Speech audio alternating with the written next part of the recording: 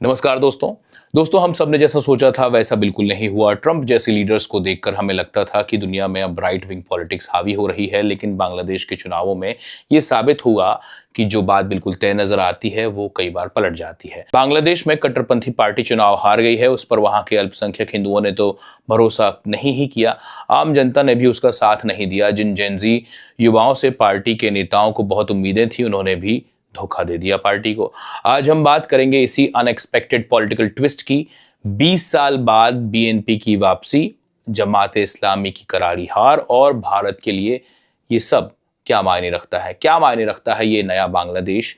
तो दोस्तों 12 फरवरी को बांग्लादेश में हुए संसदीय चुनाव के नतीजे आ चुके हैं और नतीजे क्या हैं? तारिक रहमान की अगुवाई में बांग्लादेश नेशनलिस्ट पार्टी यानी बीएनपी ने धमाकेदार जीत हासिल की है। देखिए आंकड़े कितने चौंकाने वाले हैं। इलेक्शन कमीशन ने अब तक 297 सीटों के नतीजे घोषित किए हैं जब मैं ये वीडियो बना रहा हूं। इनमें से बीएनपी ने अकेले 209 सीटें जीत ली हैं। ये मेजॉरिटी के आंकड़े 150 से बहुत आगे है, यानी 2/3 ऑफ मेजॉरिटी। दूसरी तरफ जमाते इस्लामी के नेतृत्व वाले संगठन को 68 सीटें मिली हैं। नेशनल सिटीजन पार्टी जो 2024 के स्टूडेंट अपराइजिंग से बनी थी, उसे केवल 6 सीटें मिली हैं। बाकी 7 पर इंडिपेंडेंट्स और छोटी पार्टियों को जीत मिली है। वोटर टर्नआउट भी इंप्रेसिव रहा। लगभग 60% लोगों ने वोट डाला, जो 2024 के केवल 42% से बहुत ज्यादा था। और सबसे बड़ी बात यह कि यह चुनाव काफी पीसफुल रहा, कोई ज्यादा बवाल नहीं हुआ और यही बांग्लादेश के लिए बड़ी बात है। अब ये चौंकाने वाली बात क्यों है? क्योंकि 2024 में जो स्टूडेंट अपराइजिंग हुई थी, जिसने शेख हसीना को गद्दी से उतार फेंका था, उसी जेनजी की ताकत से बने नेशनल सिटीजन पार्टी को उम्मीद थी कि वो बड़ी भूमिका निभाएगी, लेकिन ऐसा कुछ नहीं हुआ। पारंपरिक राजनीति ने युवा क्रांति को चुनाव में हरा दिया। अब बात करते हैं उस शख्स की जो अब बांग्लादेश का प्रधानमंत्री बनने जा रहा है, तारिक रहमान। 60 साल के हो गए हैं तारिक रहमान। पूर्व प्रधानमंत्री खालिदा जिया के बेटे हैं। दिलचस्प बात यह है कि तारिक 17 साल तक लंदन में एग्जाइल में थे। दिसंबर 2025 में वो बांग्लादेश से लौटे और बस एक महीने में, मोटा मोटी एक महीने में, 2 महीने मान लीजिए, 2 महीनों में उन्होंने इतना कुछ कर दिया और इतनी बड़ी जीत हासिल कर ली। और ट्रेजेडी ये रही कि उनकी वापसी के सिर्फ 5 दिन बाद ही उनकी मां खालिदा जिया का निधन हो गया। खालिदा जिया वो थीं जिन्होंने शेख हसीना के खिलाफ दशकों तक संघर्ष किया। तारिक को डार्क प्रिंस भी कहा जाता था, लेकिन इस चुनाव में उन्होंने खुद को साबित कर दिया। उन्होंने दोनों सीटें जीत ली हैं। वो 2 सीटों से चुनाव लड़े थे और उन्होंने दोनों सीटें जीत ली हैं, ढाका 17 और बोगुरा 6। अब आते हैं उस मुद्दे पर जो भारत के लिए सबसे सेंसिटिव है, बांग्लादेश में हिंदू अल्पसंख्यकों का हाल। जी हाँ, यही मुद्दा सबसे सेंसिटिव है भारत के लिए। आप भी इस बारे में सोच रहे होंगे, लेकिन 2024 की उथल पुथल के बाद शेख हसीना भाग गईं और तब हिंदू समुदाय पर हमलों की खूब खबरें आई। मंदिरों पर अटैक हुए, घरों को निशाना बनाया गया, लोगों के कत्ल हुए। ये काफी चिंताजनक था। ये इस चुनाव में हिंदू कम्युनिटी ने मोस्टली बीएनपी को सपोर्ट किया है, क्योंकि जमात इस्लामी जो एक इस्लामिस्ट पार्टी है, उनके लिए ज्यादा खतरनाक विकल्प था। और दिलचस्प बात यह है कि जमात को 68 सीटें मिली हैं, जो उनके लिए बेस्ट परफॉर्मेंस है अब तक का, लेकिन फिर भी वो हार गए हैं क्योंकि बीएनपी ने लैंडस्लाइड जीत हासिल की है। जमात अब मेन अपोजिशन पार्टी बन गई है, मुख्य विपक्षी पार्टी बन गई है पार्लियामेंट में। लेकिन सवाल अब भी बना हुआ है कि क्या बीएनपी हिंदू अल्पसंख्यकों की सुरक्षा की गारंटी दे पाएगी, खासकर जब जमात जैसी पार्टी अपोजिशन में मजबूत होकर उभरी हो। तारिक रहमान ने अब तक कोई एंटी इंडिया या एंटी हिंदू स्टेटमेंट नहीं दिया है, जो बहुत अच्छा संकेत है। बीएनपी ने अपनी जीत के बाद सेलिब्रेशंस नहीं करने का फैसला किया है, बल्कि उन्होंने मस्जिदों, मंदिरों और चर्चेज में जाकर प्रार्थना करने की अपील की है। ये एक इंक्लूसिव जेस्चर है, लेकिन असली टेस्ट तो तब शुरू होगा जब सरकार बनेगी। अब थोड़ा सा फ्लैशबैक लेते हैं, जानते हैं कि साल 2024 में हुआ क्या था। जुलाई अगस्त 2024 में बांग्लादेश में मैसिव स्टूडेंट्स अपराइजिंग हुई थी। युवा सड़कों पर उतर आए थे। शेख हसीना की 15 साल की अथॉरिटेरियन रूल के खिलाफ सैकड़ों लोग मारे गए, लेकिन आंदोलन नहीं रुका। अंततः शेख हसीना को गद्दी से उतार दिया गया। उन्हें आखिरकार भारत में शरण लेनी पड़ी और वो अब भी यहीं पर हैं। उसके बाद नोबेल लॉरिएट मोहम्मद यूनिस के नेतृत्व में इंटरिम गवर्नमेंट बनी। अब 18 महीने बाद ये पहला चुनाव हुआ है और सबसे बड़ी बात, पहली बार 3 दशकों में शेख हसीना की आवामी लीग का वोट सिंबल बैलेट पेपर्स पर नहीं है, उससे गायब है। पार्टी को सस्पेंड कर दिया गया था। तो असर यह है कि बांग्लादेश की राजनीति कंप्लीटली बदल गई है।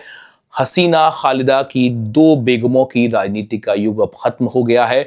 अब सबसे इंपॉर्टेंट सवाल यह है कि भारत के लिए यह सब क्या मायने रखता है। देखिए, शेख हसीना भारत की सबसे भरोसेमंद अलाई थी बांग्लादेश में। उन्होंने एंटी इंडिया फोर्सेस को दबाया, पाकिस्तान की आईएसआई को रोका और नॉर्थ ईस्ट में इंसर्जेंसी के खिलाफ कोऑपरेशन दिया। लेकिन अब बीएनपी सत्ता में आ रही है, जो ट्रेडिशनली थोड़ी सी ज्यादा चाइना लीनिंग मानी जाती है। हालांकि एक्सपर्ट कहते हैं कि बीएनपी ना तो एंटी इंडिया है और ना ही ओपनली प्रो चाइना। वो अपने युवा वोटर्स को इंटरेस्ट को देखकर काम करती है। पीएम मोदी ने तुरंत ही तारिक रहमान को बधाई दी और कहा कि India will continue to stand in support of a democratic, progressive and inclusive Bangladesh. Congress अध्यक्ष मल्लिकार्जुन खड़गे ने भी मुबारकबाद दी। अमेरिका ने भी हिस्टोरिक विक्ट्री कहकर इस चुनाव के परिणामों का स्वागत किया। तो डिप्लोमेटिक सिग्नल्स अच्छे हैं, लेकिन असली टेस्ट तब होगा जब पॉलिसी डिसीजंस आएंगे। Trade, water sharing, border management और सबसे इंपॉर्टेंट चाइनीज इन्फ्लुएंस को लेकर देखते हैं उन पर बीएनपी का क्या रुख होता है। अब बात करते हैं महिलाओं और युवाओं की। इंटरेस्टिंगली इस चुनाव में वोटर टर्नआउट 60% रहा, जो काफी अच्छा है, खासकर 2024 में जब 42% हुआ था। लेकिन अर्बन एरियाज में कई युवाओं ने शायद वोट नहीं किया। 2024 की अपराइजिंग में जो जेनजी हीरो थे, उन्होंने नेशनल सिटीजन पार्टी बनाई थी। उनके लीडर नाहिद इस्लाम, जो एक स्टूडेंट एक्टिविस्ट थे, उन्होंने अपनी ढाका 11 सीट जो है वो जीत ली है और पार्लियामेंट के सबसे यंगेस्ट एमपीज में से एक बन गए हैं। लेकिन ओवरऑल एनसीपी को केवल 6 सीटें मिली हैं। इलेक्टोरल पॉलिटिक्स में उनका एक्सपीरियंस जो है वो बहुत कम था और ये साफ चुनावों में नजर आया। महिलाओं की बात करें तो बांग्लादेश में ट्रेडिशनली महिलाओं की पॉलिटिकल पार्टिसिपेशन बहुत अच्छी रही है, लेकिन इस बार खालिदा जिया और शेख हसीना दोनों ही अनुपस्थित थी। तो इसी वजह से एक बड़ा वैक्यूम क्रिएट हुआ है। हालांकि कई महिलाओं ने 17 साल बाद वोट किया है। उन्होंने आगे आकर इसे बहुत इमोशनल बताया। एक और इंटरेस्टिंग बात कि इस चुनावों के साथ में हुए रेफरेंडम में 60% से ज्यादा लोगों ने जुलाई चार्टर को अप्रूव किया। जुलाई चार्टर 2024 में हुए अपराइजिंग के बाद में कुछ सुधार प्रस्ताव थे, जिनमें से एक प्रोविजन यह है कि पीएम का टेन्योर अब मैक्सिमम 10 साल यानी 2 टर्म का हो सकता है। इससे डिक्टेटरशिप की पॉसिबिलिटी कम होगी। पार्लियामेंट को बाइकैमरल बनाने यानी द्विसंसदीय व्यवस्था बनाने जैसा हमारे यहाँ है में मदद मिलेगी और महिलाओं का रिप्रेजेंटेशन बढ़ाने और care taker government system restore करने जैसे रिफॉर्म्स भी उसमें शामिल हैं। लेकिन ऐसा भी नहीं है कि ये चुनाव बिल्कुल स्मूथ रहा हो। जमात इस्लामी ने चुनाव की इंटीग्रिटी पर गंभीर सवाल उठाए हैं। उन्होंने एक बयान जारी करके कहा है कि हमें इन परिणामों पर जो है वो गंभीर, मतलब इन परिणामों की सत्यता पर हमें शक है। उनका कहना है कि कई संसदीय क्षेत्रों में उनके कैंडिडेट्स बहुत कम मार्जिन से हारे हैं। अनऑफिशियल रिजल्ट्स में मतलब बहुत ज़्यादा दिक्कतें भी, गड़बड़ियां भी उन्हें देखने को मिली। उन्होंने ऐसा कहा है। इलेक्शन कमीशन ने वोटर टर्नआउट परसेंटेज पब्लिश करने में भी डिले किया। कैंपेन के दौरान 5 लोग मारे गए और 600 से ज़्यादा घायल हुए। पोलिंग डे पर भी कुछ क्लैशेस हुए हैं। हालांकि ओवरऑल काफ़ी पीसफुल रहा। शेख हसीना ने भी कुछ कहा है। उन्होंने भारत से स्टेटमेंट जारी किया है, चूंकि वो भारत में है, और उन्होंने कहा है कि ये चुनाव जो है, उन्होंने इसे केयरफुली प्लान्ड फार्स बताया, मतलब बहुत अच्छे से बनाया हुआ षड्यंत्र बताया। उन्होंने दावा किया कि पोलिंग स्टेशंस खाली थे और उनकी आवामी लीग के सपोर्टर्स ने इलेक्शन बायकॉट किया। उन्होंने इलेक्शन कैंसिल करने और न्यूट्रल केयरटेकर गवर्नमेंट के तहत दोबारा चुनाव करने की मांग की। लेकिन फैक्ट्स कुछ और कहते हैं। 60% voter turnout, largely peaceful polling और इलेक्शन कमीशन ने भी इसे क्रेडिबल इलेक्शन बताया। चीफ इलेक्शन कमिश्नर जो है वहाँ के बांग्लादेश के, उन्होंने ये कहा है, उन्होंने लिखा कि boarded the train of democracy, मतलब अब लोकतंत्र में प्रवेश कर चुका है बांग्लादेश। कई लोगों ने तो 17 साल बाद वोट किया। उन्होंने भी बताया कि ये उनके लिए बड़ा इमोशनल मोमेंट है, जैसा मैंने आपको पहले भी बताया था। एक वोटर ने कहा कि हमें इतने साल से वोटिंग की खुशी से महरूम रखा गया, कोई इस मौके को मिस नहीं करना चाहता था। दोस्तों, बांग्लादेश के चुनाव में एक नया अध्याय शुरू हो गया है। 20 साल बाद बीएनपी की वापसी हुई है। जेन जी की इलेक्टोरल हार हो गई है, चुनावी हार हो गई है।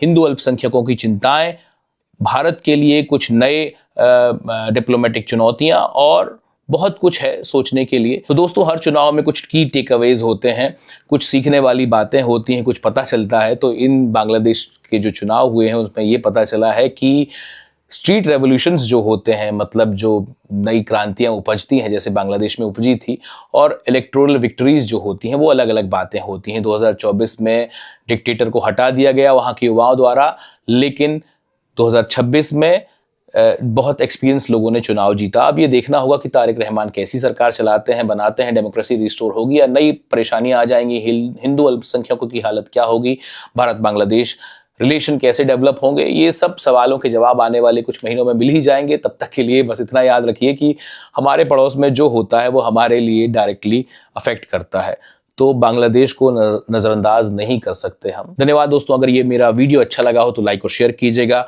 और बताइएगा कमेंट्स में कि आप बांग्लादेश को लेकर क्या सोचते हैं, उसकी नई सरकार को लेकर क्या सोचते हैं, और मेरे इस काम के बारे में भी अपनी राय ज़रूर दीजिएगा। मेरा चैनल सब्सक्राइब कीजिएगा। मेरा नाम आदित्य है। शुक्रिया।